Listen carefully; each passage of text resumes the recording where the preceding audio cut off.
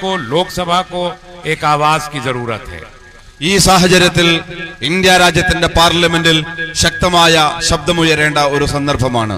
आजादी के बाद से अब तक 70 साल में देश अपने दौर के सबसे खराब दौर से गुजर रहा है. ഇന്ത്യ രാജ്യത്തിന്റെ സ്വാതന്ത്ര്യത്തിന് ശേഷം രാജ്യം ഏറ്റവും അപകടകരമായ സാഹചര്യത്തിലൂടെ നീങ്ങുന്ന ഒരു സന്ദർഭമാണിത്. आजादी के सिर्फ 70 साल के बाद देश में एक सवाल खड़ा हो गया है. ഇന്ത്യ രാജ്യത്തിന്റെ സ്വാതന്ത്ര്യത്തിന് ശേഷം 70 വർഷങ്ങൾക്ക് ശേഷം ഇന്ത്യ രാജ്യത്ത് ഒരു വലിയ ചോദ്യം ഉയർന്നു വരികയാണ്. और सवाल ये है कि ये देश हिंदू, मुसलमान, सिख, ईसाई, पारसी, जैन, ब्राह्मण का एक साथ एक देश होगा या ये देश अब एक हिंदू राष्ट्र बनेगा. ഈ ചോദ്യം ഇതാണ്. ഇന്ത്യ രാജ്യം സ്വാതന്ത്ര്യം ഈ 70 വർഷങ്ങൾക്ക് ശേഷം ഹിന്ദുവും മുസൽമാനും ക്രിസ്ത്യാനിയും സിഖുകാരനും പാഴ്സിയും മതമുള്ളവനും ഇല്ലാത്തവരും ഒന്നിച്ച് ജീവിക്കുന്ന ഒരു സുന്ദരമായ ഇന്ത്യ ആവണോ, അതല്ല സംഘപരിവാര ഭീകരതയുടെ ഒരു ഹിന്ദുത്വ രാഷ്ട്രമാക്കി മാറണോ എന്നതാണ് നമുക്ക് മുന്നിൽ ഉയരുന്ന ചോദ്യം. ये देश इसलिए आजाद हुआ था कि हम सब मिलकर इस देश के गुलदस्ते का फूल बनेंगे और इसकी महक से सारा जहान महकेगा. ഈ രാജ്യത്തിന്റെ സ്വാതന്ത്ര്യം നേടുമ്പോൾ നമ്മൾ ആഗ്രഹിച്ചത് വ്യത്യസ്തമായ വർണ്ണങ്ങളുള്ള പൂക്കളുള്ള ഒരു സുന്ദരമായ പൂത്തോട്ടമായി നമ്മുടെ ഇന്ത്യ രാജ്യം ലോകത്തിന് മുന്നിൽ വിരിഞ്ഞു നിൽക്കണമെന്നാണ്.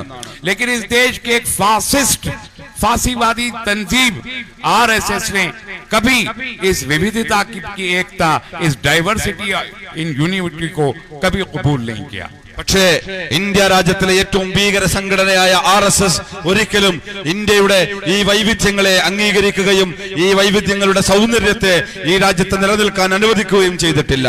वो 100 साल से ये चाहते हैं कि ये देश हिंदू राष्ट्र बन जाए. 100 വർഷമായി സംഘപരിവാരം ആഗ്രഹിക്കുന്നത് ഇന്ത്യ ഒരു ഹിന്ദു രാജ്യമായി മാറണമെന്നാണ്. 100 साल से वो इसके लिए मुस्तकिल कोशिश और जद्दोजहद में लगे हुए हैं. ഈ 100 വർഷക്കാലമായി അവർ നിരന്തരമായ കഠിന പരിശ്രമത്തിലാണ് ഇന്ത്യയെ ഒരു ഹിന്ദുത്വ രാഷ്ട്രമാക്കി മാറ്റുന്നതിന്. और आज 2014 से उसी आइडियोलॉजी की सरकार इस देश में चल रही है. ഈ 2014 ഇന്ത്യ രാജ്യത്ത് ഇപ്പോൾ നിലവിലുള്ള ഭരണകൂടം ഇതേ ആദർശത്തിന്റെ ഇതേ പുത്രശാസ്ത്രത്തിന്റെ മേലാണ് ഭരണം നടത്തിക്കൊണ്ടിരിക്കുന്നത്.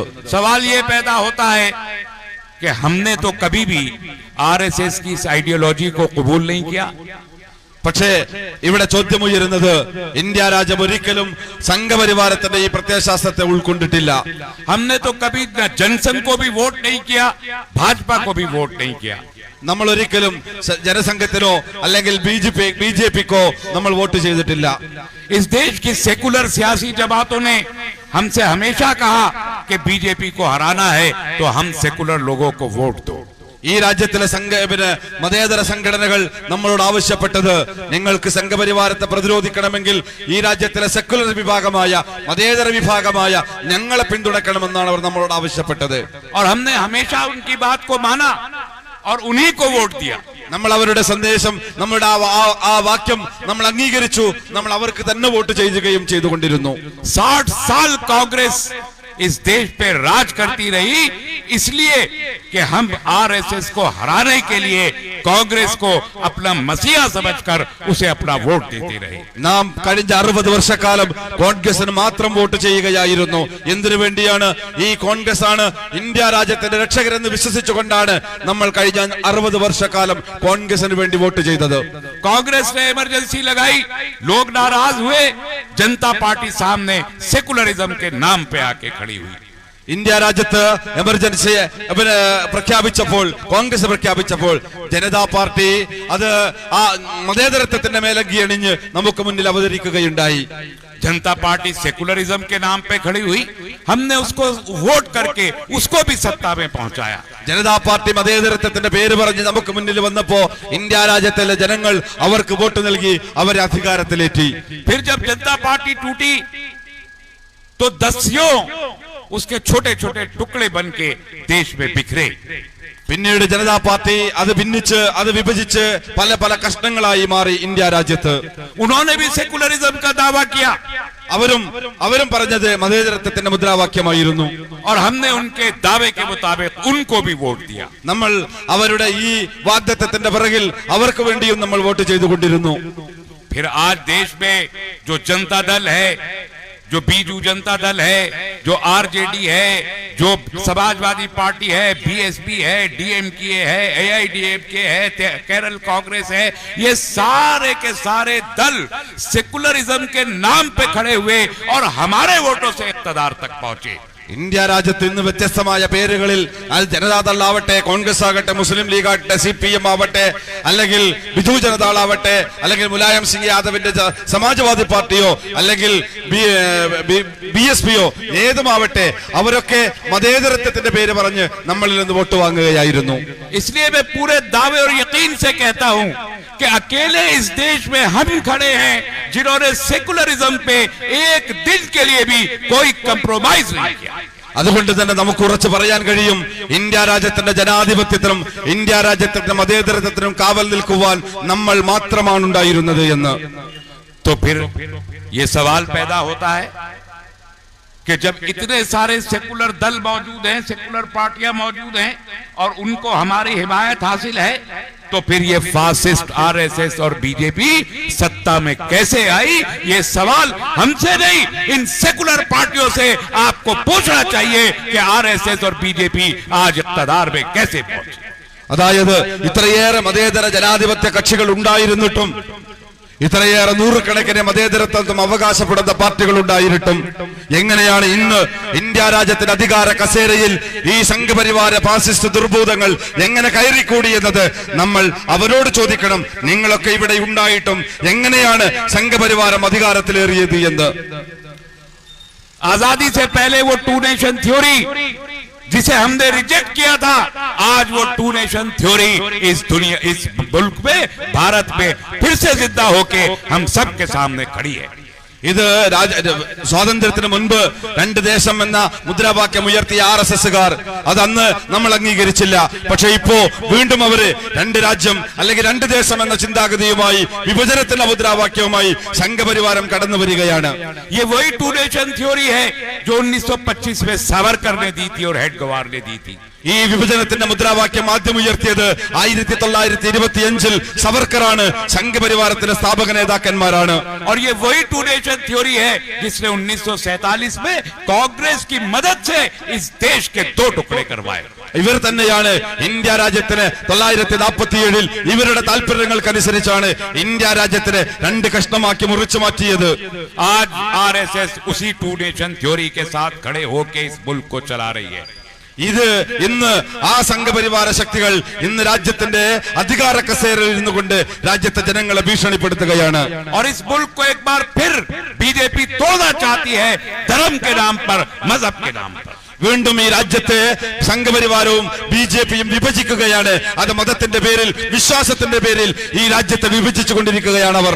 लेकिन हमने ये चैलेंज दिया है आरएसएस को कि अंग्रेजों से देश को आजाद कराने के लिए इस टू नेशन थ्योरी को रिजेक्ट करके कुर्बानियां देने का काम आजादी से पहले भी हमने किया था और आज फिर इस देश को मुत्तहिद रखने, एक रखने, तरक्की करने, आगे बढ़ाने के लिए उस टू नेशन थ्योरी को रिजेक्ट करके आरएसएस को इस देश से भगाने का काम एसडीपीआई करेगी। ഇത് സ്വാതന്ത്ര്യത്തിന് മുൻപും ഈ വിഭജനത്തിന്റെ വാദമുയർത്തിയ സംഘപരിവാരത്തോട് സന്ധിയില്ലാതെ സമരം ചെയ്തവരാണ് നമ്മൾ.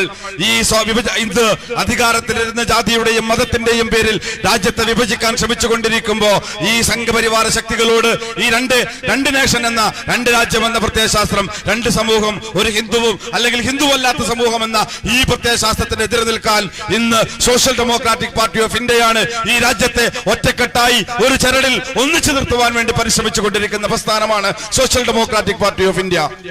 1000 साल से ये देश मुख्तलिफ धर्म वालों का, मुख्तलिफ जबान वालों का, मुख्तलिफ कल्चर वालों का, मुख्तलिफ रीजन वालों का देश रहा है। कश्मीर की सभ्यता अलग है, केरल की सभ्यता अलग है, उनकी जबान अलग है, केरल की जबान अलग है, दिल्ली की जबान अलग है, कर्नाटक की जबान अलग है, असम की जबान अलग है, बंगाल की जबान अलग है, लेकिन सब कुछ अलग होते हुए भी भारत एक था, एक है और हम उसे एक रखेंगे। ഇന്ത്യ രാജ്യത്ത് വ്യത്യസ്തമായ മതങ്ങളും സംസ്കാരങ്ങളുമുണ്ട്, വ്യത്യസ്തമായ ഭാഷകളുണ്ട്. കേരളത്തിന്റെ ഭാഷയും കാശ്മീരിന്റെ ഭാഷയും വേറെയാണ്, ആസാമിന്റെയും ബംഗാളിന്റെയും ഭാഷകൾ, വേഷഭൂഷാദികൾ വേറെയാണ്. അതുപോലെ തന്നെ തമിഴ്നാടിന്റെയും കർണാടകയുടെയും എന്നല്ല, ഇന്ത്യ രാജ്യത്തിലെ ഓരോ മുക്കിലും മൂലയും വ്യത്യസ്തമായ ഭാഷകളും സംസ്കാരങ്ങളും ഈ രാജ്യത്ത് നിലനിൽക്കുന്നുണ്ട്. പക്ഷേ അങ്ങനെയൊക്കെ വ്യത്യസ്തമായ ഭാഷകളും വർണ്ണങ്ങളും ഉണ്ടായിരിക്കെ തന്നെ നാം ഒരൊറ്റ രാജ്യമായിരുന്നു, ഒരു ജനതയായിരുന്നു നമ്മൾ. हिंदू राष्ट्र के नजरिए को हमने पहले भी रिजेक्ट किया था, हम आज भी रिजेक्ट करते हैं. ഇന്ത്യ രാജ്യത്തെ സംഘപരിവാരം ഉയർത്തുന്ന മുദ്രാവാക്യമാണ് ഹിന്ദു രാഷ്ട്രം എന്നത്. ഹിന്ദി സംസാരിക്കുന്ന ഹിന്ദുക്കളുടെ ഹിന്ദുത്വ രാഷ്ട്രം എന്ന സ്വപ്നമാണ് സംഘപരിവാരം ഉയർത്തുന്നത്. അതിന് ആദ്യ കാലഘട്ടങ്ങളിൽ നമ്മൾ എതിർത്തിട്ടുണ്ട്, ഇപ്പോഴും നമ്മൾ അതിനെ പ്രതിരോധിക്കുക തന്നെ ചെയ്യും. सवाल यह है कि जब से ये सरकार पावर में आई है, तब से देश की तमाम सेकुलर पार्टियां इस सरकार के आगे सजदा किए हुए पड़ी. പക്ഷെ ആശ്ചര്യമെന്ന് പറയട്ടെ, ഈ സംഘപരിവാര ഭരണകൂടം ഭീകര സത്വം ഇന്ത്യ രാജ്യത്തിന് അധികാരം പിടിച്ചടക്കിയപ്പോൾ രാജ്യത്തിലെ മതേതര കക്ഷികൾ മുഴുവൻ ഈ സംഘപരിവാര ഭീകരതയ്ക്ക് മുന്നിൽ സുജൂദ് ചെയ്യുന്നതാണ്, തലകുനിക്കുന്നതാണ്, അവർക്ക് മുന്നിൽ ശിരസ് നമിക്കുന്നതാണ് നമ്മൾ കണ്ടുകൊണ്ടിരിക്കുന്നത്. खुद को सेकुलर कहने वाली तमाम सियासी जमातों के नकाब उतर के सब आरएसएस के सामने नंगे होके देश के सामने आ चुके हैं. ഇന്ന് സെക്യുലറിസത്തിന്റെ മതേതരത്വത്തിന്റെ പർദ്ദയണിഞ്ഞ് നമുക്ക് മുന്നിൽ അടിഞ്ഞ ആളുകൾ മുഴുവനും ഇന്ന് ആർഎസ്എസിന് മുന്നിൽ നഗ്നരായിക്കൊണ്ട് ഞങ്ങൾ അവരുടെ അടിമകളും സേവകരുമാണ് എന്ന് തെളിയിച്ചു കൊണ്ടിരിക്കുകയാണ്. आज जो यहाँ यूडीएफ है, यहाँ जो एलडीएफ है, ये दोनों के दोनों भी आज बदकिस्मती से अफसोस की बात है कि आरएसएस के साथ पर्दे के पीछे खड़े. കേരളത്തിലെ ഇടതുപക്ഷവും വലതുപക്ഷവും LDF-ഉം UDF-ഉം ഇവർ രണ്ടുപേരും ഇന്ന് സംഘപരിവാരത്തിനോട് മറക്ക് പിന്നിൽ ഇരുന്നു കൊണ്ട് കൈകോർത്തുകൊണ്ട് ഈ രാജ്യത്തെ തകർക്കാൻ ശ്രമിക്കുകയാണ് എന്ന് നമ്മൾ തിരിച്ചറിയേണ്ടതുണ്ട്. वरना क्या वजह है कि आज भी राज्यसभा में एनडीए की, बीजेपी की, नरेंद्र मोदी की सरकार माइनॉरिटी में है और कोई बिल राज्यसभा में नरेंद्र मोदी की सरकार पास नहीं करा सकती, इसलिए कि यूडीएफ और एलडीएफ की मेजॉरिटी है राज्यसभा में. എന്തുകൊണ്ടെന്നാൽ ഞാൻ എന്തുകൊണ്ടാണത് പറയുന്നത്, ഇവരെ സഹായിക്കുന്നു എന്ന്. ഇന്നും ഞാൻ ഈ സംസാരിക്കുന്ന നിമിഷത്തിലും ഇന്ത്യ രാജ്യത്തിന്റെ രാജ്യസഭയിൽ, ലോകസഭയിൽ ആർഎസ്എസിനും സംഘപരിവാരത്തിനും ഭൂരിപക്ഷമുണ്ട്. പക്ഷേ രാജ്യസഭയിൽ ഭൂരിപക്ഷമുള്ളത് ഇടതുപക്ഷത്തിലും വലതുപക്ഷത്തിലുമാണ്. കോൺഗ്രസ് നേതൃത്വം കൊടുക്കുന്ന, പിന്നെ വലതുപക്ഷത്തിന് UDF-നും CPM നേതൃത്വം കൊടുക്കുന്ന ഇടതുപക്ഷത്തിനുമാണ് ഈ രാജ്യത്തെ രാജ്യസഭയിൽ ഭൂരിപക്ഷമുള്ളത്. പക്ഷെ എന്നിട്ടും എന്തുകൊണ്ടാണ് രാജ്യവിരുദ്ധമായ ജനവിരുദ്ധമായ നിയമങ്ങൾ ഈ പാർലമെന്റും രാജ്യസഭയും പാസാക്കിക്കൊണ്ടിരിക്കുന്നത്? अगर UDF और LDF चाहते तो इस मुल्क में ट्रिपल तलाक का बिल बीजेपी कभी पास नहीं करवा सकती थी. ഈ ഇടതുപക്ഷവും വലതുപക്ഷവും വിചാരിച്ചിരുന്നുവെങ്കിൽ ഈ മുത്തലാഖ് ബില്ല് ഒരു നിലക്കും ഇന്ത്യ രാജ്യത്തിന്റെ രാജ്യസഭയിൽ പാസ്സാകുമായിരുന്നില്ല. अगर UDF और LDF चाहते तो CAA का बिल पार्लियामेंट में बीजेपी एक कभी भी पास नहीं करा सकती थी. ഇന്ത്യ രാജ്യത്തിന് അരക്ഷിതാവസ്ഥയുടെ മുൾമുനയിൽ നിർത്തിക്കൊണ്ട് ഇരിക്കുന്ന CAA എന്ന് പറയുന്ന ഈ കരിനിയമം UDF-ഉം LDF വിചാരിച്ചിരുന്നുവെങ്കിൽ രാജ്യസഭയിൽ അതിനെ തകർക്കുവാനും അതിനെ തള്ളിക്കളയുവാനും അതിനെ പരാജയപ്പെടുത്തുവാനും സാധിക്കുമായിരുന്നു. तो मैं आपसे कहना चाहता हूं और आपसे अपील करता हूं कि इन UDF वालों से, इन LDF वालों से पूछिए, सवाल कीजिए इनसे कि कैसे CAA का बिल पास हुआ, कैसे ट्रिपल तलाक का बिल पास हुआ, कैसे कश्मीर का बिल पास हुआ, कैसे UAPPA का बिल पास हुआ, कैसे ये देश हिंदू राष्ट्र के रास्ते पर आगे बढ़ा. अगर तुमने आरएसएस की हिमायत नहीं की थी तो देश के खिलाफ, लोगों के खिलाफ, आवाम के खिलाफ ये बिल पार्लियामेंट ने कैसे पास किए? पूछिए इन लोगों से जो आज आपके वोट के दावेदार बनना चाहते. ഇവർ വോട്ട് ചോദിച്ച് നിങ്ങളുടെ അടുക്കൽ വരുമ്പോ UDF-കാരോടും LDF-കാരോടും നിങ്ങൾ ചോദിക്കേണ്ടത്, രാജ്യസഭയിൽ ലോകസഭയിൽ പാസാക്കുന്ന രാജ്യവിരുദ്ധമായ ജനവിരുദ്ധമായ നിയമങ്ങളും ബില്ലുകളും അതിനെ പരാജയപ്പെടുത്താൻ നിങ്ങൾക്ക് ഭൂരിപക്ഷമുണ്ടായിരിക്കെ എങ്ങനെയാണ് മുത്തലാഖിന്റെ ബില്ല്, കാശ്മീരിനെതിരായ ബില്ല്, എങ്ങനെയാണ് CAA-ക്കെതിരായ ബില്ല്, ഈ UAPA-ക്കെതിരായ ബില്ലുകൾ എങ്ങനെയാണ് രാജ്യസഭയിൽ പാസ്സായത്? അവർ അനുവദിച്ചിട്ടില്ലെങ്കിൽ അവരുടെ മൗനാനുവാദത്തോടു കൂടിയല്ലാതെ, അവരുടെ കൂടി വോട്ട് കൂടിയല്ലാതെ ഇന്ത്യ രാജ്യത്ത് ഈ നിയമം പാസാക്കാൻ കഴിയുമായിരുന്നില്ല. കാരണം രാജ്യസഭയിൽ ബിജെപിക്ക് ഭൂരിപക്ഷം കുറവാണ്. അവിടെ മതേതര കക്ഷികൾ എന്ന് അവകാശപ്പെടുന്നവർക്കാണ് ഭൂരിപക്ഷമുള്ളത്. तो बस ये साबित होता है कि इस देश में वो लोग जो खुद को सेकुलर कहते हैं और आपका वोट मांगना चाहते हैं, वो सत्ता के भिखारी हैं, आपको धोखा दे रहे हैं, आपसे झूठ बोल के आपका वोट लेके सिर्फ सत्ता में इख्तिदार में बैठे रहना चाहते हैं. അതുകൊണ്ട് തന്നെ മതേതരത്വത്തിന്റെ കുപ്പായം അണിഞ്ഞിട്ടുള്ള ഈ ആളുകളൊക്കെ നിങ്ങളുടെ വോട്ട് തേടി നിങ്ങളുടെ അടുത്ത് വരുന്നത്, നിങ്ങളുടെ വോട്ട് വാങ്ങി നിങ്ങളുടെ സമ്മതിദാനാവകാശം വാങ്ങി അധികാര കസേരയിൽ അള്ളിപ്പിടിച്ച് സ്വന്തം സ്വാർത്ഥമായ താല്പര്യങ്ങളും തങ്ങളുടെ വ്യക്തിപരമായ താല്പര്യങ്ങളും സംരക്ഷിക്കുക എന്ന ലക്ഷ്യത്തിന് വേണ്ടിയാണ് അവർ നിങ്ങളുടെ വോട്ട് വാങ്ങിക്കൊണ്ടു പോകുന്നത്, അല്ലാതെ രാജ്യത്തിന്റെ താല്പര്യത്തിന് വേണ്ടിയല്ല. आज राज्यसभा की 245 कुल सीटों में से एनडीए के पास सिर्फ 119 सीटें हैं और भाजपा के पास सिर्फ 95 सीटें हैं, जबकि एलडीएफ के और यूडीएफ के और अपोजिशन के पास 126 सीट्स हैं. ഈ 247 സീറ്റുള്ളതിൽ 119 സീറ്റ് മാത്രമാണ് ഈ BJP സഖ്യമുന്നണിക്കുള്ളത്. ബാക്കിയുള്ള മുഴുവൻ സീറ്റുകളും ഇവിടുത്തെ മതേതര കക്ഷികൾ എന്ന് അവകാശപ്പെടുന്നവരുടെ കൈകളിലാണുള്ളത്. അതുകൊണ്ട് തന്നെ അവർ വിചാരിച്ചിരുന്നുവെങ്കിൽ ഭൂരിപക്ഷം രാജ്യസഭയിൽ ഈ പറയുന്ന മതേതര കക്ഷികൾക്കാണുള്ളത്. അത് നിങ്ങൾ തിരിച്ചറിയേണ്ടതുണ്ട്. इसलिए कोई सवाल ही नहीं पैदा होता कि राज्यसभा में एक बिल भी यूडीएफ और एलडीएफ की मर्जी के बगैर पास हो जाए. അതുകൊണ്ട് തന്നെ ഇടതുപക്ഷത്തിന്റെയും വലതുപക്ഷത്തിന്റെയും യുഡിഎഫിന്റെയും എൽഡിഎഫിന്റെയും സമ്മതമില്ലാതെ രാജ്യസഭയിൽ ഒരു ബില്ലും പാസ്സാവുക എന്ന സാഹചര്യം ഒരിക്കലും ഉണ്ടാവുകയില്ല. അവർ സമ്മതിച്ചിട്ടുകൊണ്ട് തന്നെയാണ് ഈ നിയമങ്ങളൊക്കെ രാജ്യത്ത് പാസ്സാക്കിയിട്ടുള്ളത്. तो क्या अब ये सच सामने नहीं आ गया कि सेकुलरिज्म के दावेदार इन पार्टियों ने हमको धोखा दिया, हमारी पीठ पे खंजर घोंपा. നമ്മുടെ മുന്നിൽ മതേതരത്വത്തിന്റെ കുപ്പായം അണിഞ്ഞു വന്നിരിക്കുന്നവരുടെ കാപട്യത്തിന്റെ കപടമുഖം നമുക്ക് മുന്നിൽ അനാവരണം ചെയ്യപ്പെട്ടിട്ടില്ലേ എന്ന് നിങ്ങളൊന്ന് നോക്ക്. आज फार्मर्स किसान सड़क पे बैठे हैं. राज्यसभा में जिनकी मेजॉरिटी थी, ये चाहते तो किसानों के हक में कानून पास हो सकता था और ये जालिमाना कानून रोका जा सकता. മാസങ്ങളായി രാജ്യത്തിലെ കർഷകർ, നമുക്ക് അന്നം തരുന്ന കർഷകർ ഈ രാജ്യത്തിന്റെ തെരുവുകളിൽ അവരുടെ അവകാശങ്ങൾക്ക് വേണ്ടി സമരം ചെയ്യുകയാണ്. ആ കർഷക വിരുദ്ധമായ നിയമങ്ങൾ പാസാക്കിയത് ഇന്ന് ഇടതുപക്ഷത്തിന്റെയും വലതുപക്ഷത്തിന്റെയും ഒക്കെ പിന്തുണയോടുകൂടി തന്നെയാണ് രാജ്യസഭയിൽ ഈ കർഷക വിരുദ്ധ നിയമങ്ങൾ പാസാക്കിയിട്ടുള്ളത്. എന്നിട്ട് അവർ നമ്മളെ മുന്നിൽ വന്നുകൊണ്ട് മതേതരത്വവും കർഷക സ്നേഹവും പ്രസംഗിക്കുകയാണ്. तो बस आज ये साबित हो गया कि हिंदू राष्ट्र बनाने का काम अकेले आरएसएस नहीं कर रही, बल्कि यूडीएफ में की लीड करने वाली कांग्रेस और सीपीएम भी आरएसएस के साथ खड़े होकर इस देश को हिंदू राष्ट्र की तरफ धकेल रही. അതുകൊണ്ട് തന്നെ ഇപ്പോൾ നമുക്ക് മുന്നിൽ തെളിഞ്ഞു വരുന്ന ചിത്രം എന്ന് പറയുന്നത്, ഇന്ന് ഹിന്ദുത്വ രാജ്യം സ്ഥാപിക്കുക എന്നത്, ആർഎസ്എസിന്റെ രാജ്യം സ്ഥാപിക്കുക എന്നത് ആർഎസ്എസിന്റെ മാത്രം താല്പര്യമല്ല, മറിച്ച് ഇടതുപക്ഷത്തിന്റെയും വലതുപക്ഷത്തിന്റെയും കൂടി സഹായത്തോടു കൂടിയാണ് ഇന്ത്യ ഒരു ഹിന്ദുത്വ രാജ്യമായി മാറിക്കൊണ്ടിരിക്കുന്നത്. लेकिन हमने इस देश को कभी हिंदू मुस्लिम सिख ईसाई राज बनने की कोई कल्पना न पहले कभी की थी, न आज हमारे जहन में ऐसी कोई कल्पना है. നമ്മൾ ഒരിക്കലും ഈ രാജ്യത്തെ കുറിച്ച്, ഈ രാജ്യത്തിലെ ജനങ്ങളെ കുറിച്ച് ഹിന്ദുവും മുസൽമാൻ ക്രിസ്ത്യാനിയും സിഖുകാരനും എന്ന പേരിൽ, മതത്തിന്റെ പേരിൽ ഈ രാജ്യത്തെ വിഭജിക്കുവാൻ നമ്മൾ ഒരിക്കലും ആഗ്രഹിച്ചിട്ടില്ല, മുൻപും ഉണ്ടായിട്ടില്ല, അതിപ്പോഴും നമ്മൾ ആഗ്രഹിക്കുന്നില്ല. अरे 800 साल इस देश पे हमने हुकूमत की, एक दिन के लिए भी इसको मुस्लिम राज नहीं बनाया, एक दिन के लिए भी शरीयत को सबके ऊपर नाफिज नहीं किया. एक कम्युनल राइट 800 साल के हमारी तारीख में कोई कम्युनल राइट इस मुल्क में हमने नहीं होने दिया. इंसाफ के साथ हुकूमत की और भारत को भारत रखा, भारत के तमाम लोगों के साथ इंसाफ किया. यह हमारी तारीख है. നിങ്ങൾ ആലോചിക്കുക, 800 കൊല്ലം ഈ രാജ്യം ഭരിച്ചത് മുസ്ലിങ്ങളാണ്. 800 കൊല്ലം ഈ രാജ്യത്തെ, ഇന്ത്യ രാജ്യം ഇന്ന് നമ്മൾ കാണുന്ന ഈ മഹത്തായ വിശാല രാജ്യമാക്കി മാറ്റിയത് മുസ്ലിങ്ങളാണ്. പക്ഷേ ഈ 800 കൊല്ലത്തിലിടയ്ക്ക് ഒരിക്കൽ പോലും ഹിന്ദുവും മുസൽമാനും തമ്മിൽ അടിച്ചിട്ടില്ല.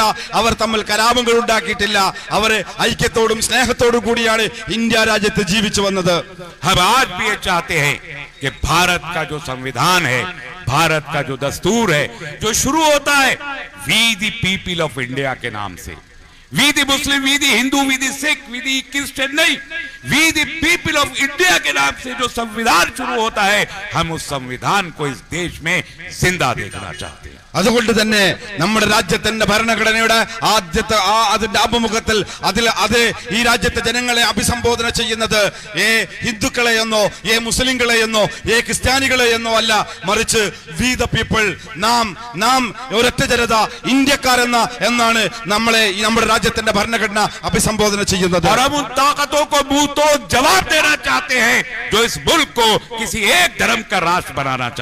അതുകൊണ്ട് തന്നെ നമ്മൾ ഈ രാജ്യത്തിന്റെ ശത്രുക്കളുടെ മുഖത്ത് നോക്കി പറയേണ്ടതുണ്ട്, ആരാണ് രാജ്യത്തിന്റെ ശത്രു? ഈ രാജ്യത്തെ ഏകശിലാ സംസ്കാരത്തിലേക്ക്, ഏകമത സംസ്കാരത്തിലേക്ക് കൈപിടിച്ച് നടത്തുന്നവരുടെ മുഖത്ത് നോക്കി സംസാരിക്കുവാൻ നമ്മൾ ആർജവം കാണിക്കേണ്ടതുണ്ട്. मेरे अजीज दोस्तों, आज जब यूडीएफ और एलडीएफ से और सारी सेकुलर पार्टियों से देश की उम्मीदें टूट चुकी हैं, तो देश को एक अल्टरनेटिव पॉलिटिक्स की जरूरत है.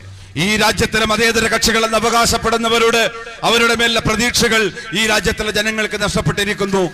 യുഡിഎഫിനോടും എൽഡിഎഫിനോടും ജനങ്ങൾക്ക് പ്രതീക്ഷ നഷ്ടപ്പെട്ടിരിക്കുന്നു. അതുകൊണ്ട് ഈ രാജ്യത്തിന് ഒരു ബദൽ രാഷ്ട്രീയത്തിന്റെ സാധ്യതകൾ തേടുകയാണ്. ഇന്ത്യ രാജ്യത്ത് ഒരു ബദൽ രാഷ്ട്രീയത്തിന് പ്രസക്തിയുണ്ട്. देश को ऐसी राजनीति की जरूरत है जो एमपी एमएलए बनाने की और सत्ता में बैठे रहने की मशीन न हो. पॉलिटिक्स फॉर कैरियर नहीं, पॉलिटिक्स फॉर कॉज की जरूरत है. ഇന്ത്യ രാജ്യത്തിന് ഇനിയും ആവശ്യമായ രാഷ്ട്രീയം, അത് രാഷ്ട്രീയം എന്നത് തൊഴിലാക്കി കാണുന്നവരെയല്ല, മറിച്ച് ഈ രാജ്യത്തിന്റെ യഥാർത്ഥ പ്രശ്നങ്ങളെ അഡ്രസ് ചെയ്യാൻ കഴിയുന്ന ഒരു ആദർശ രാഷ്ട്രീയത്തിനാണ് ഇന്ത്യ രാജ്യത്തിൽ ഇനി അനിവാര്യമായിട്ടുള്ളത്. और एसडीपीआई इस नारे के साथ खड़ी हुई है, politics for cause not for career. അതായത് സോഷ്യൽ ഡെമോക്രാറ്റിക് പാർട്ടി ഓഫ് ഇന്ത്യയുടെ മുദ്രാവാക്യം എന്ന് പറയുന്നത് അത് രാഷ്ട്രീയം തൊഴിലാക്കുക എന്നതല്ല, രാഷ്ട്രീയം ആദർശത്തിന് വേണ്ടിയാണ്. हम इस स्लोगन के साथ खड़े हुए हैं, freedom from fear, freedom from hunger. ഞങ്ങളുടെ മുദ്രാവാക്യം ഭയത്തിൽ നിന്നുള്ള മോചനം, വിശപ്പിൽ നിന്നുള്ള മോചനം എന്നതാണ്. हर शख्स को खौफ से आजादी, हर शख्स को भूख से आजादी. ഓരോ ഇന്ത്യക്കാരനും ഭയത്തിൽ നിന്നുള്ള മോചനം, ഓരോ ഇന്ത്യക്കാരനും വിശപ്പിൽ നിന്നുള്ള മോചനം എന്നതാണ് ഞങ്ങളുടെ മുദ്രാവാക്യം. और जालिम जो भी हो, जितना बड़ा भी हो, जितना ताकतवर भी हो, एसडीपीआई उस जालिम के सामने सीना तान के खड़े होने को तैयार है. അക്രമി എത്ര വലിയവനായിരുന്നാലും ശരി, social democratic party of India ആ അക്രമിയുടെ മുന്നിൽ നെഞ്ചു വിരിച്ചു നിന്നുകൊണ്ട് അവരെ എതിരിടാൻ മാത്രം ശക്തമാണ് എന്ന് ഈ സാഹചര്യത്തിൽ ഞാൻ ഓർമ്മപ്പെടുത്തുകയാണ്.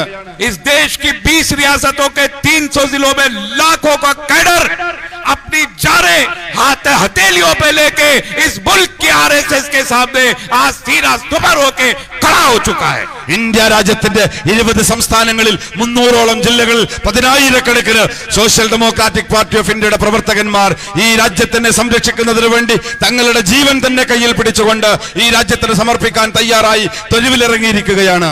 हम फांसी के फंदे चूमने को तैयार है, हम जेलों में जाने को तैयार है, हम एक बार फिर इस मुल्क में अपनी शहादत, अपनी कुर्बानी देने को तैयार है, लेकिन मुल्क को बचाएंगे, दस्तूर को बचाएंगे, एकता को बचाएंगे. ഇന്ത്യ രാജ്യത്തിന്റെ ഭരണഘടനയെ സംരക്ഷിക്കുവാൻ, ഇന്ത്യ രാജ്യത്തിന്റെ മതേതരത്വത്തെ സംരക്ഷിക്കുവാൻ, ഈ രാജ്യത്തിന്റെ ഐക്യത്തെയും അഖണ്ഡതയും സംരക്ഷിക്കുവാൻ, ഇനിയും ഈ രാജ്യത്തിൽ ഈ കഴിമരങ്ങളിലേറുവാനും, ഈ രാജ്യത്തിന് വേണ്ടി രക്തസാക്ഷികളാകുവാനും, ഈ രാജ്യത്തിലെ തെരുവോരങ്ങളിൽ രാജ്യത്തിന്റെ ശത്രുക്കളോട് ഏറ്റുമുട്ടി രക്തസാക്ഷ്യം വഹിക്കുവാനും social democratic party of India തയ്യാറാണ് എന്ന് ഈ രാജ്യത്തെ ഞങ്ങൾ സാക്ഷി നിർത്തി പറയുകയാണ്. और आरएसएस ये बात बहुत अच्छे तरीके से जानता है कि इस मुल्क में सिर्फ एक पार्टी है जो उसके लिए चैलेंज है, जो न झुकेगी, न डरेगी और न बिकेगी. ഇത് ആർഎസ്എസ് വളരെ കൃത്യമായി മനസ്സിലാക്കിയിട്ടുണ്ട്. ഇന്ത്യ രാജ്യത്ത് ഒരേ ഒരു പ്രസ്ഥാനം മാത്രമാണ് ഞങ്ങൾക്ക് മുന്നിൽ മുട്ടുമടക്കാത്തത്, ഞങ്ങൾ ഭയപ്പെടാത്തത്, ഞങ്ങൾക്ക് ഒതുക്കാൻ സാധിക്കാത്ത ഒരേ ഒരു പ്രസ്ഥാനം social democratic party of India മാത്രമാണ് എന്ന് സംഘപരിവാരം ആർഎസ്എസ് അത് തിരിച്ചറിഞ്ഞിട്ടുണ്ട്. और इसलिए हमारे ऊपर उंगली उठाई जाती है, रोजाना टेलीविजन पे हमको गाली दी जाती है, हम पर झूठे इल्जाम लगाए जाते हैं.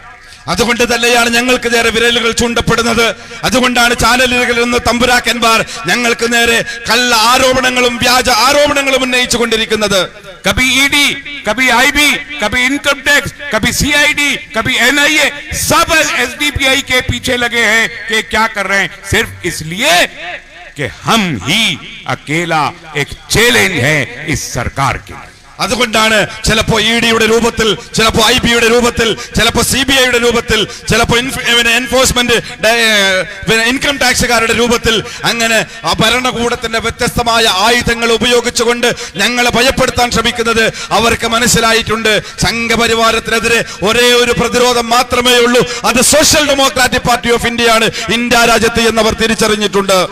हमने सड़क पर जद्दोजहद की है, सीएए का बिल आया, सब चुप थे, पार्लियामेंट में आरएसएस की हिमायत कर रहा था यूडीएफ और एलडीएफ, लेकिन एसडीपीआई सड़क पे आई और पहले दिन बिल की कॉपी फाड़ के नरेंद्र मोदी के मुंह में। ഞങ്ങൾ ഈ രാജ്യത്തിന്റെ തെരുവുകളിലാണ് കഴിഞ്ഞ കാലങ്ങളിൽ ഉണ്ടായത്. ഈ രാജ്യത്തെ ജനങ്ങൾ ആക്രമിക്കപ്പെട്ടപ്പോ, നീതി നിഷേധിക്കപ്പെട്ടപ്പോ, അവരുടെ മേൽ സംഘപരിവാരത്തിലെ ദംഷ്ടതകൾ ആർന്നിറങ്ങിയപ്പോ അവിടെയൊക്കെ സോഷ്യൽ ഡെമോക്രാറ്റിക് പാർട്ടി ഓഫ് ഇന്ത്യയുടെ സാന്നിധ്യം ഈ രാജ്യത്തിലെ ജനങ്ങൾക്ക് ആശ്വാസം നൽകാനുണ്ടായിരുന്നു. മാത്രമല്ല, സിഎഎ ബില്ല് പാസാക്കിയപ്പോ പാർലമെന്റിന് പുറത്ത് അത് ആദ്യമായി ആ ബില്ല് വലിച്ചു കീറി അമിത്ഷായുടെയും നരേന്ദ്രമോദിയുടെയും മുഖത്തേക്ക് വലിച്ചെറിഞ്ഞ് ഞങ്ങൾ അംഗീകരിക്കുകയില്ല എന്ന് ഉറക്കെ പറയാൻ തന്റെ ഇടം കാണിച്ച ഒരേ ഒരു प्रस्थानमान एसडीपीआई।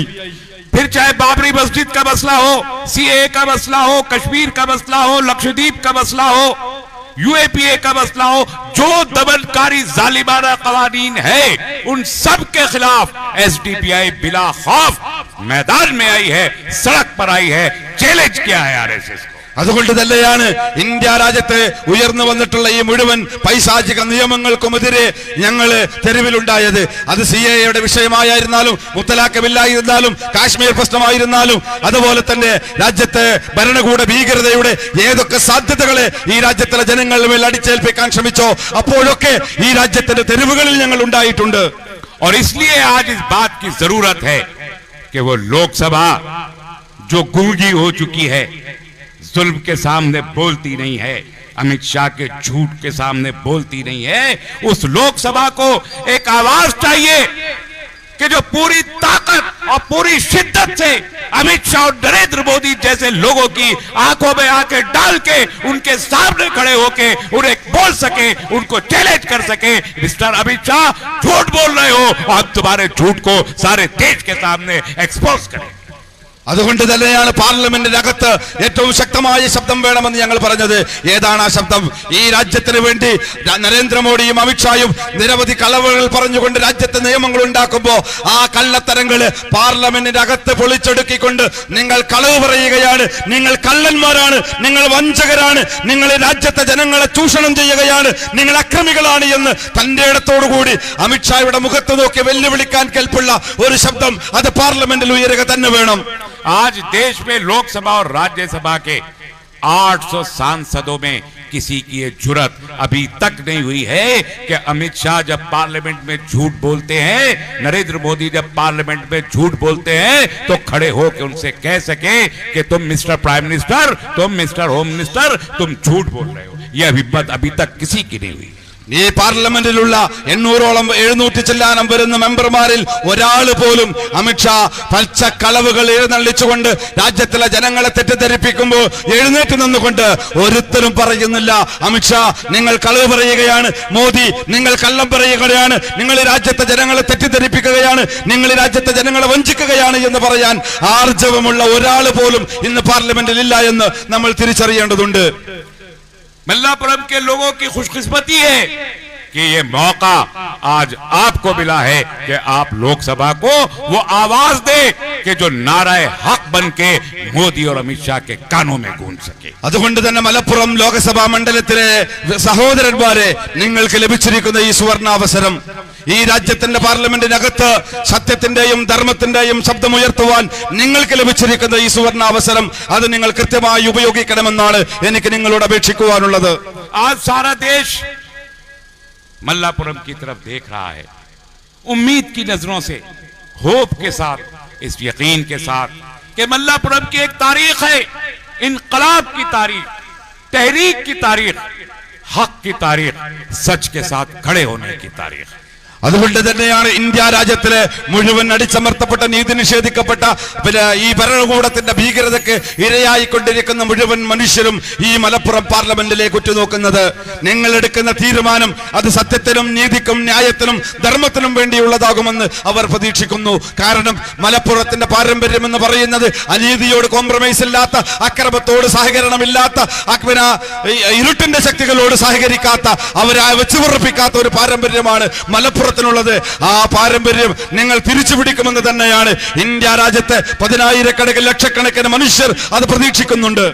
1921 का मोपला रिबेलियन हो या 1948 में कायदे मिल्लत इस्माइल साहब का नारा हक हो, ये आप थे, आपके लोग थे, आपका इनकलाबी खून था जिसने क्रांति बपा करके देश को एक लीडरशिप फराहम की. 1921 ബ്രിട്ടീഷ് വിരുദ്ധ കലാപമാവട്ടെ, 1948 ബഹുമാനപ്പെട്ട ഇസ്മായിൽ സാഹിബ് ഈ രാജ്യത്തിന്റെ മോചനത്തിന് വേണ്ടി, അടിസ്ഥാന വർഗത്തിന്റെ ശാക്തീകരണത്തിന് വേണ്ടി നമ്മളെ വിളിച്ചപ്പോൾ ആ നീതിക്കും ധർമ്മത്തിനും വേണ്ടി നിലകൊണ്ട ഒരു സമൂഹമാണ് നിങ്ങൾ മലപ്പുറത്തുകാർ. നിങ്ങളുടെ കരുത്താണ് ഇന്ത്യ രാജ്യത്തിന് ദിശാബോധം നൽകിയത്. നിങ്ങളുടെ രാഷ്ട്രീയ ദിശാബോധമാണ് ഇന്ത്യ രാജ്യത്തിന് കരുത്ത് നൽകിയത്. അതുകൊണ്ട് ആ ശബ്ദം, ആ പാരമ്പര്യം, ആ ചരിത്രം നിങ്ങൾ തിരിച്ചു പിടിക്കുമെന്ന് തന്നെയാണ് ഈ രാജ്യത്തിലെ ജനങ്ങൾ വിചാരിക്കുന്നത്. मल्लापुरम का गांव गांव, शहर शहर, गली गली मोपला शहीदों के मजारों से भरा पड़ा है, जो इस बात का सबूत है कि मल्लापुरम जब हक के साथ खड़ा होता है तो जान की परवाह नहीं करता और बातिल को दबा के दम लेता है. ഈ മലപ്പുറം ജില്ലയുടെ ഗ്രാമാന്തരങ്ങളിലും നഗരങ്ങളിലുമുള്ള ഈ രാജ്യത്തിന്റെ സ്വാതന്ത്ര്യ സമര പോരാളികളുടെ വിപ്ലവ നായകന്മാരുടെ മക്ബറകൾ നമ്മോട് വിളിച്ചു പറയുന്നത് മലപ്പുറം ഒരിക്കലും അക്രമം വെച്ചുപുറപ്പിക്കുകയില്ല. ഈ രാജ്യത്തിനെ വിഭജിക്കുവാനുള്ള ദുഷ്ടശക്തികളുടെ താല്പര്യങ്ങൾ അവർ സംരക്ഷിക്കുകയില്ല. ഈ ചരിത്രം നമ്മോട് പറയുന്നത് ഈ രാജ്യത്തിന്റെ അടിച്ചമർത്തപ്പെട്ട സമൂഹത്തിന് വേണ്ടി ശബ്ദിച്ച ഒരു പാരമ്പര്യമുണ്ട് മലപ്പുറത്തിന്. ആ മലപ്പുറത്തെ വളരെ പ്രതീക്ഷയോട് കൂടിയാണ് ഇന്ത്യ രാജ്യം നോക്കിക്കാണുന്നത്. और इसीलिए इसी तारीख की वजह से आज सारा देश अगर आपकी तरफ देख रहा है तो इसलिए देख रहा है कि वो जानता है कि हक के साथ अगर आप खड़े हुए तो फतह भी आपकी होगी और सारे देश का सर फख्र से बुलंद होगा. അതുകൊണ്ടാണ് ഞാൻ പറഞ്ഞത്, ധർമ്മത്തിനോടൊപ്പം നിൽക്കുന്ന, നീതിയോടൊപ്പം നിൽക്കുന്ന നിങ്ങളുടെ നീതിബോധത്തിലാണ് ഇന്ത്യ രാജ്യത്തിലെ ജനങ്ങളുടെ പ്രതീക്ഷ അർപ്പിച്ചിട്ടുള്ളത്. ആ പ്രതീക്ഷ നിങ്ങൾ അവരെ നിരാശപ്പെടുത്തുകയില്ല എന്ന് ഈ രാജ്യത്തിലെ കോടിക്കണക്കിനായ മനുഷ്യർ അത് പ്രതീക്ഷിക്കുന്നുണ്ട്. ഈ ധർമ്മത്തിന് വേണ്ടിയുള്ള, നീതിക്ക് വേണ്ടിയുള്ള പോരാട്ടത്തിൽ നിങ്ങൾ ഈ രാജ്യത്തെ ജനങ്ങളുടെ സ്വപ്നങ്ങൾ പൂർത്തീകരിക്കുമെന്ന് തന്നെയാണ് അവർ വിചാരിക്കുന്നത്. आज भारत की लोकसभा को एक बार फिर एक इस्माइल साहब की जरूरत है, एक सेठ साहब की जरूरत है, एक बनात वाला साहब की जरूरत है. ഇന്ത്യ രാജ്യത്തിന്റെ പാർലമെന്റിൽ വീണ്ടും ഒരു ഇസ്മായിൽ സാഹിബിന്റെയും ഒരു ഇബ്രാഹിം സുലൈമാൻ സെട്ടു സാഹിബിന്റെയും ഒരു ബനാത്ത് വാലയുടെയും ഒക്കെ ആവശ്യം അനിവാര്യമായി വന്നിരിക്കുന്നു. लोकसभा को कोई शायर, कोई गवैया नहीं चाहिए, एक इनकलाबी चाहिए. ലോകസഭയിൽ ഒരു കവിതാ പാരായണ മത്സരമല്ല നടക്കുന്നത്. അവിടെ കവിയെയല്ല ആവശ്യമുള്ളത്, അവിടെ വിപ്ലവ വീര്യമുള്ളവരാണ് വേണ്ടത്. അവിടെ വിപ്ലവമാണ് ഉയരേണ്ടത്. 1000 साल की तारीख के सबसे खराब दौर से, सबसे मुश्किल दौर से भारत गुजर रहा है. 1000 ആണ്ടുകൾക്ക് ശേഷം ഇന്ത്യ രാജ്യം ഏറ്റവും പ്രതിലോമകരമായ, ഏറ്റവും ഭീകരമായ ഒരു സാഹചര്യത്തിലൂടെയാണ് കടന്നുപോയിക്കൊണ്ടിരിക്കുന്നത്. और देश को एक बार फिर कुर्बानी की जरूरत है. ഇന്ത്യ രാജ്യം വീണ്ടും ഒരു ത്യാഗ സന്നദ്ധതയുടെ സാഹചര്യം അനിവാര്യമായിരിക്കുന്നു. उस कुर्बानी का नुक्ता आगाज, उसका इनिशियल पॉइंट एक बार फिर मल्लापुरम को बनने का मौका मिल रहा है. ആ വിപ്ലവത്തിന്റെ, ആ മോചനത്തിന്റെ കാഹളം ഈ മലപ്പുറത്ത് നിന്ന് മുഴങ്ങണമെന്നാണ്, അതിനുവേണ്ടിയാണ് നിങ്ങൾക്ക് ഈ അവസരം ലഭിച്ചിരിക്കുന്നത്. मैं आपसे दरखास्त करता हूं, मैं आपसे अपील करता हूं, अपनी तारीख को दोहराइए. ഞാൻ നിങ്ങളോട് വീണ്ടും വീണ്ടും അപേക്ഷിക്കുകയാണ്, ആ ചരിത്രത്തെ, ആ പാരമ്പര്യത്തെ നിങ്ങൾ തിരിച്ചു പിടിക്കണം. मल्लापुरम की तहरीकों को एक बार फिर जिंदा कीजिए. ഈ മലപ്പുറത്തിന്റെ പോരാട്ട വീര്യത്തെ നിങ്ങൾ ഒരിക്കൽ കൂടി ഈ രാജ്യത്തിന് കാണിച്ചു കൊടുക്കണം. मल्लापुरम के शहीदों को एक बार फिर खराज आज अकीदत पेश कीजिए। അതുകൊണ്ട് തന്നെ മലപ്പുറത്ത് രക്തസാക്ഷികളായവരുടെ ആ പാരമ്പര്യത്തെ നിങ്ങൾ ഒന്നുകൂടി പുനർജീവിപ്പിക്കണം. और 21वीं सदी में एक बार फिर नए सिरे से तारीख लिखने का काम आप मल्लापुरम के ഈ 21ാം നൂറ്റാണ്ടിൽ ചരിത്രം എഴുതുവാനുള്ള ആ ദൗത്യം മലപ്പുറത്തിന്റെ മണ്ണുകളിൽ നിങ്ങൾ ഏറ്റെടുക്കണമെന്നാണ് എനിക്ക് നിങ്ങളോട് പറയുവാനുള്ളത്. और 6 अप्रैल को ये मौका आपको मिल जाएगा। एसडीपीआई ने आपके सामने एक अल्टरनेटिव पेश किया है। അതുകൊണ്ട് തന്നെ ഈ ഏപ്രിൽ 6-ാം തീയതി നിങ്ങൾക്കൊരു അവസരം ലഭിക്കുകയാണ്. ഇന്ത്യ രാജ്യത്തിൽ ഒരു ബദൽ രാഷ്ട്രീയം ആവശ്യമായി വന്നിരിക്കുന്നു. ആ ബദൽ രാഷ്ട്രീയത്തിന് ശക്തി പകരുവാൻ നിങ്ങൾക്കൊരു അവസരം ലഭിച്ചിട്ടുള്ളത് ഈ ഏപ്രിൽ 6-ാം തീയതിയാണ്. 20 साल से हमने किसी इक़्तिदार से शिकस्त नहीं खाई है। ഈ 20 കൊല്ലമായി ഞങ്ങൾ ഒരു ഭരണകൂടത്തോളം ഞങ്ങൾ സന്ധി ചെയ്തിട്ടില്ല. 5 प्राइम मिनिस्टर्स के सामने कलमा हक बुलंद किया है। 5 ഭരണാധികാരികളുടെ പ്രധാനമന്ത്രിമാരുടെ മുന്നിൽ സത്യത്തിന് വേണ്ടി വാദിച്ച ആളാണ് ഞാൻ. नरसिम्हा राव हो, अटल बिहारी वाजपेयी हो, सोनिया गांधी हो या मनमोहन सिंह हो, सबके मुंह दर मुंह बैठ के उनको जालिम हम कह कर आए। അതുകൊണ്ട് തന്നെ നരസിംഹറാവു ആവട്ടെ, സോണിയാഗാന്ധി ആവട്ടെ, രാജീവ് ഗാന്ധി ആവട്ടെ, ആരുടെ മുന്നിലും നിങ്ങൾ അക്രമം കാണിച്ചപ്പോ അക്രമിയാണ് എന്ന് അവരുടെ മുഖത്ത് നോക്കി പറയുവാൻ ഞാൻ ആർജവം കാണിച്ചിട്ടുണ്ട്. हमने इक़्तिदार के सामने सर नहीं झुकाया, ഭരണകൂടത്തിന്റെ മുന്നിൽ ഞാൻ തലകുനിച്ചിട്ടില്ല. कंप्रोमाइज नहीं किया किसी से, ഞാൻ ആരോടും ഞാൻ കോംപ്രമൈസ് ചെയ്തിട്ടില്ല. उम्मत की बका की खातिर, उम्मत की फलाह की खातिर जब जो कुर्बानी देने की जरूरत पेश आई, हमने कुर्बानियां दी हैं। ഈ സമുദായത്തിൽ ഒരു സംരക്ഷണത്തിന്റെ, ഒരു ശബ്ദത്തിന്റെ, സുരക്ഷിതത്വത്തിന്റെ, മോചനത്തിന്റെ, വിപ്ലവത്തിന്റെ ഒരു കാഹളം മുഴക്കേണ്ട സാഹചര്യം വന്നപ്പോൾ ഞാൻ അവരോടൊപ്പം ഉണ്ടായിട്ടുണ്ട്. एमपी और एमएलए बनने का शौक नहीं है। हम 2004 में एमपी बन सकते थे, मिनिस्टर बन सकते थे। എനിക്ക് എംഎൽഎയും എംപി ആകാനുള്ള അധികാരമോഹമില്ല. അങ്ങനെ ആഗ്രഹമുണ്ടായിരുന്നുവെങ്കിൽ 2004-ൽ തന്നെ എനിക്കതിനുള്ള അവസരം ഉണ്ടായിട്ടുണ്ടായിരുന്നു. आज अगर कोई शौक है तो कलमा हक सालिम हुक्मरान के मुंह पे अदा करने का जुनून है। അത് ഇപ്പോഴും അങ്ങനെ ഒരു ആഗ്രഹം എനിക്കുണ്ടായിരുന്നുവെങ്കിൽ എന്റെ സത്യത്തിലുള്ള എന്റെ വിശ്വാസത്തെ, ധർമ്മത്തോടുള്ള എന്റെ പ്രതിബദ്ധതയെ, ന്യായത്തോടുള്ള എന്റെ കടപ്പാടിനെ ഈ ശക്തികൾക്ക് മുന്നിൽ പണയം വെക്കാൻ തയ്യാറായാൽ ഇന്നും എനിക്ക് അവസരം ലഭിക്കുമെന്നതിൽ ഒരു സംശയവുമില്ല. मल्लापुरम से उठा हुआ एसडीपीआई का नुमाइंदा नरेंद्र मोदी और अमित शाह की आंखों में आंखें डाल के उनको सच बताने की जुर्रत करना चाहता है। അതുകൊണ്ട് തന്നെ ഈ മലപ്പുറത്ത് നിന്ന് നിങ്ങളുടെ തെരഞ്ഞെടുപ്പിലൂടെ പാർലമെന്റിലെത്തി ഈ രാജ്യത്തിന്റെ അക്രമിയായ ഭരണാധികാരിക്ക് മുന്നിൽ അവരുടെ മുഖത്ത് നോക്കി, അവരുടെ കണ്ണിൽ നോക്കി എനിക്ക് ഈ രാജ്യത്തെ ജനങ്ങൾക്ക് വേണ്ടി, നിങ്ങൾക്ക് വേണ്ടി ശബ്ദിക്കുവാൻ നിങ്ങളൊരു അവസരം ഉണ്ടാക്കി തരണം. जो लड़ाई सड़क पे लड़ रहे हैं वो लड़ाई अब संसद में लड़ना चाहते हैं। ഇന്ന് ഞങ്ങൾ തെരുവിൽ നേരിടുന്ന ഈ പോരാട്ടം, നടത്തിക്കൊണ്ടിരിക്കുന്ന പോരാട്ടം, അത് അധികാരത്തിന്റെ കുഞ്ചിക സ്ഥാനങ്ങളിൽ നടത്തുവാൻ ഞങ്ങൾക്കൊരു അവസരം ഉണ്ടാക്കി തരണം. और मैं ये उम्मीद करता हूं कि आपका गर्म खून, मल्लापुरम के लोगों का गर्म खून एक बार फिर अब जोश भरेगा और इस मुल्क के लोगों पर वो एहसान करेगा जो आपने बार बार किया है। അതുകൊണ്ട് തന്നെ മലപ്പുറത്തിന്റെ വിപ്ലവ വീര്യമുള്ള ആ രക്തത്തിന്റെ ചൂട് ഈ രാജ്യത്ത് ജനങ്ങൾക്ക് ഒരിക്കൽ കൂടി പ്രതീക്ഷയുടെയും പ്രത്യാശയുടെയും കിരണങ്ങളും ആശയും അവർക്ക് അവരുടെ പ്രതീക്ഷകൾക്ക് നിങ്ങൾ ചിലകുമുറപ്പിക്കുമെന്ന്, നിങ്ങളുടെ ചുടുരക്തം കൊണ്ട് നിങ്ങൾ അതിന് സാക്ഷ്യം നിൽക്കുമെന്ന് ഞാൻ വിശ്വസിക്കുന്നു.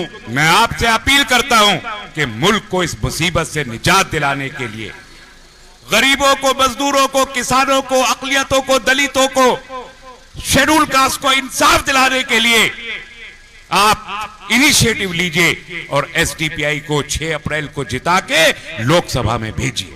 അതുകൊണ്ട് ഞാൻ നിങ്ങളോട് അപേക്ഷിക്കുകയാണ്, ഈ രാജ്യത്തിൽ അടിച്ചമർത്തപ്പെട്ട ദലിത്, പിന്നാക്ക, ആദിവാസികളടക്കമുള്ള അവകാശങ്ങൾ ധ്വംസിക്കപ്പെട്ട, പീഡിപ്പിക്കപ്പെടുന്ന സമൂഹത്തിന് വേണ്ടി, അവർക്ക് വേണ്ടി പാർലമെന്റിൽ ശബ്ദിക്കുവാൻ എസ്ഡിപിഐയുടെ പ്രതിനിധി എന്ന നിലക്ക് എന്നെ നിങ്ങൾ തെരഞ്ഞെടുത്ത് പാർലമെന്റിലേക്ക് അയക്കണമെന്ന് നിങ്ങളോട് ഞാൻ വിനീതമായി അഭ്യർത്ഥിക്കുകയാണ്. मैं आपको यकीन दिलाता हूं कि आप अपनी तारीख को एक बार फिर जिंदा देखेंगे और आप देखेंगे कि जो मल्लापुरम पिछले 15-20 साल से खामोश हो गया था, वो मल्लापुरम फिर बोल रहा है और सारा देश उस मल्लापुरम को सुन रहा है। അതുകൊണ്ട് ഞാൻ നിങ്ങൾക്ക് വാക്ക് നൽകുന്നു, നിങ്ങളുടെ പഴയ പാരമ്പര്യം നിങ്ങൾക്ക് തിരിച്ചു പിടിക്കാൻ കഴിയും.